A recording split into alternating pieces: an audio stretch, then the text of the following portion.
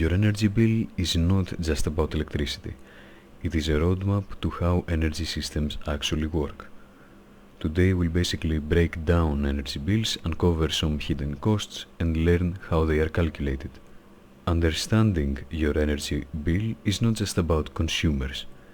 It is key for engineers and everyone curious about these energy systems. A simple and well-known phrase says, "Follow the money."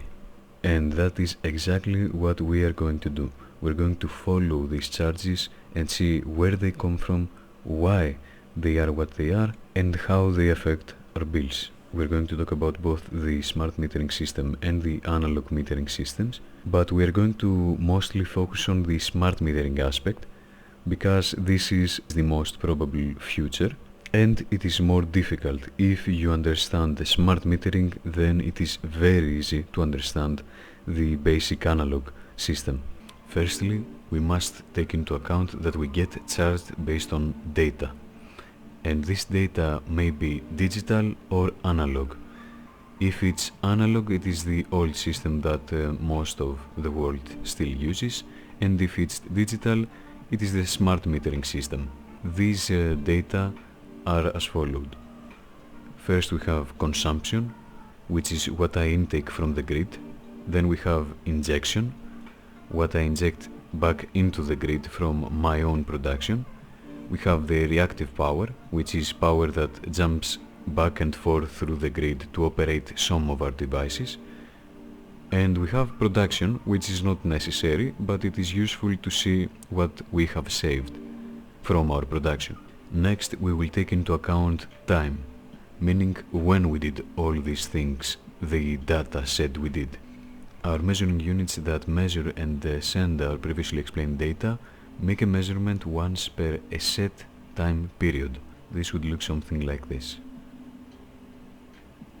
We have 3 columns for an example, and we can see that in time period 2 I have consumed an average of 55 watts of electricity and have injected 0 watts back into the grid. A time period can be either a 1 hour period, a 30-minute period, a 15-minute period, a 5-minute period, etc. If we take the 15-minute period, time period 1 would be hour 0 and 0 minutes, 2 hour 0 and 15 minutes, and time period 2 would be hour 0 and 15 minutes, 2 hour 0 and 30 minutes. The date is important too. So we would have another column for our date. It means that in the second day of the first month of the year 2025, in the time period, let's say, of hour 1 and 0 minutes to hour 1 and 15 minutes, the consumer consumed an average of 20 watts and injected 0 watts back into the grid. For each day, week, month, or even a year, the energy price is different based on the contract. If we have smart metering, then the energy price can change per time period. It doesn't have to, but it can change, which will allow for smart consumption, meaning in periods of low demand and thus price we could use more power and save money. As we said before, in order to have digital data, we must have smart metering. In most places though, we will not have smart metering yet, which means we will see our consumption and only our consumption from the analog meter, which looks something like this and counts kilowatt hours, which is energy. These previous aspects of the billing system all refer to our activities, our actions, when we intake from the grid, when we inject back at it, etc. The grid, of course, is not a perfect and spoil-free thing. It needs maintenance and upgrades. This stuff is not free and you have to pay for it, and producers, of course. So, this is the grid at its simplest form, and it consists of 2 networks: the transmission network, which is the network of high voltage, and the distribution network, which is the network of low voltage. In the transmission network we have the big producers and consumers like factories, and in the distribution network we have homes and businesses. in towns, villages, etc. If I have a home in the distribution network and want to power my electrical device, I have to buy my energy from the producer in the transmission network very far away from my own home. This energy travels through the transmission network lines and then in the distribution network close to my home before making its way into my residence. So, energy travels through the grid constantly.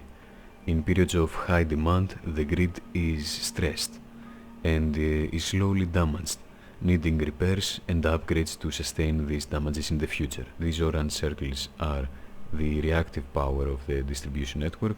Reactive power is basically energy that travels back and forth through the grid in order to power some of our devices, like our AC or washing machine. This reactive power mostly affects the distribution network for our purposes, so we only mention it there, as high reactive power still means greater infrastructure.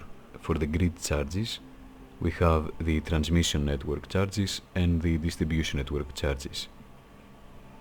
Transmission networks charge in kilowatt hours or energy, and it is the cost of moving electricity from the producers to distribution networks at high voltage. Distribution networks charge in both kilowatt hours and kilovolt ampere. For kilowatt hours or energy, we have the cost of transferring electricity to your property, and in kilovolt ampere, we have a demand-based charge, which helps with infrastructure costs like cables, transformers, etc.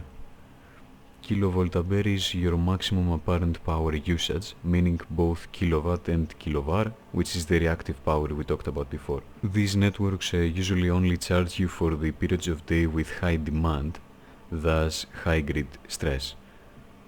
Together, the kilowatt-hour charges are called national electricity grid charges, and the kilovolt ampere charge is called power charges, at least in Greece. Then we have the public utility services, which are charges of social and public energy programs, like aid for vulnerable groups and remote areas, which ensures a fair cost for everyone.